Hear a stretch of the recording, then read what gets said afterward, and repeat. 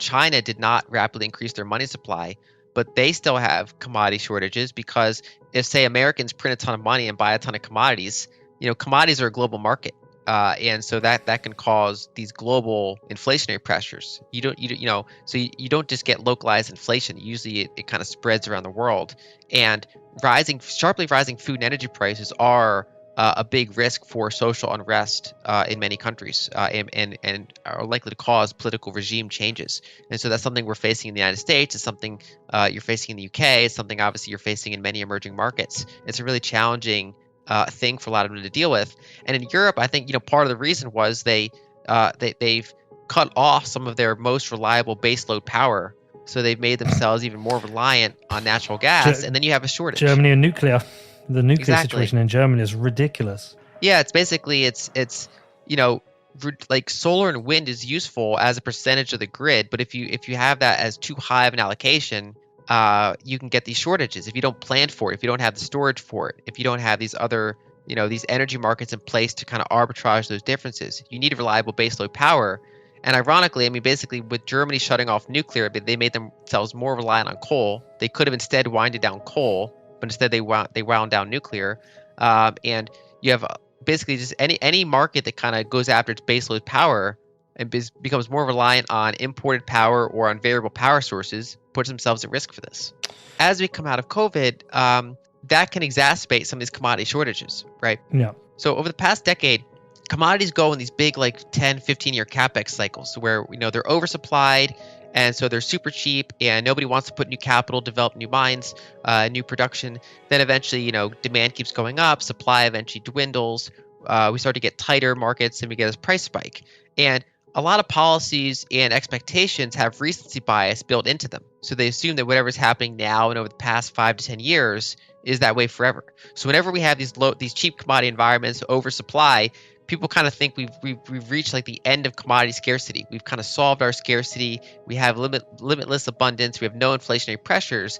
But inevitably, when that tighter commodity cycle comes, less capex goes into developing new sources. You get that increase in price. And so the past 5 years, we've been in this commodity oversupply environment, and going forward, commodity markets look a lot tighter. And so you can have years where they go down, right? It's not like a straight line. You can have these, economic decelerations and accelerations, but in general, we're in a tighter market for supply of energy and other commodities. And, basically politicians are going to find themselves in a tough position where if they want to fight that inflation, they have to pull back on things that stimulate demand. But then you can get, slower growing or outright recessionary economies, which people don't like. Or they can keep their foot on the gas and keep that demand high, but then they have high inflation.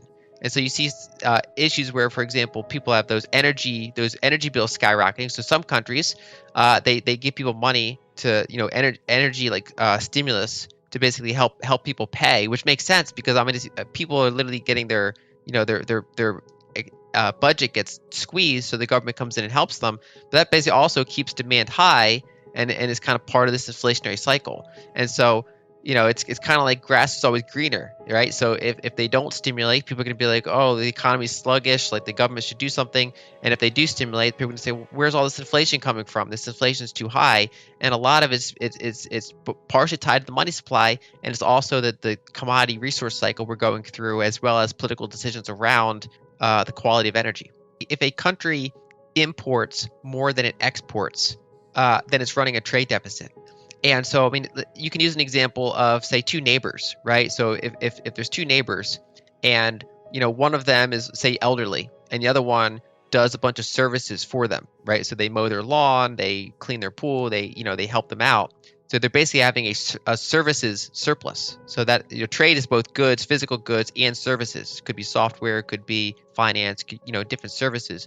And so in that case of those two neighbors, the younger neighbor is helping out the older neighbor in exchange for some sort of payment, right? And so they can say take those dollars, and let's say they buy part of their land. So the younger neighbor expands his land into that other person's property because they're basically getting a surplus. Then they go ahead and they buy their shed, they buy their pool, and it's kind of like over time that second home is kind of encroaching on the other home because the first home is selling away part of its assets in order to pay for that consumption.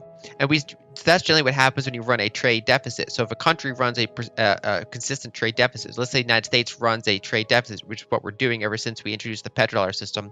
So foreigners are in aggregate collecting dollar surpluses. So China, Germany, Japan, Singapore, Switzerland, Taiwan, these countries are running these structural trade surpluses. They're getting all these excess dollars, and then they take those dollars and they buy U.S. assets with them. So they could buy U.S. treasuries, like paper liabilities for them that are assets, or they can go and buy hard assets. They can buy our land, they can buy our real estate, they can buy our shares of corporations. So they own a bigger percentage of Apple, they own a bigger percentage of our land, they own a bigger percentage of our single family homes.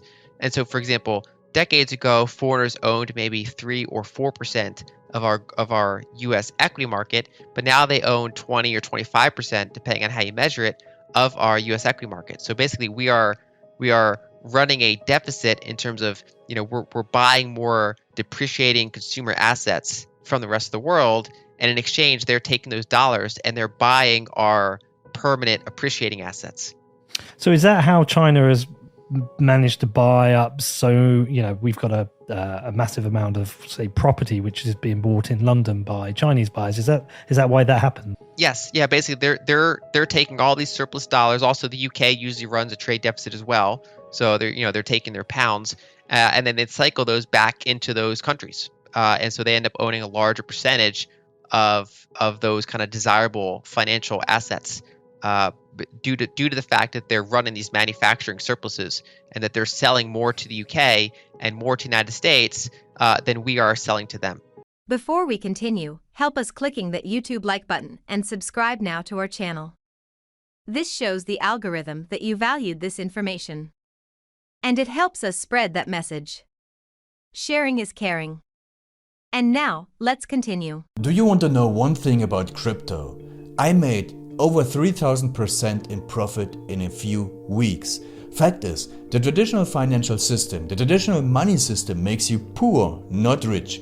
If you want to earn $500,000, $1 million, you have to wait until you're 50, 60, 70 in the traditional financial system, and you probably will still be broke. And you will be old. This is not a sexy combination, as you can imagine. But the question is, how can you start in crypto and make these profits? Where to invest? Where to start? My name is Gunnar and I'm from Germany, as you can hear, and things are a little bit different in Germany. More about that later on. Fact is, there are lots of different cryptocurrencies. It's a gigantic universe where beginners and professionals get easily lost. But there is light at the end of the tunnel. There are 7 key steps you need to follow to become successful in this market. You have to know them, and if you fail one of them, it's literally impossible to succeed in this market. Just an example, one of the key points is your exchange, and one of the biggest are, for example, Binance and Coinbase.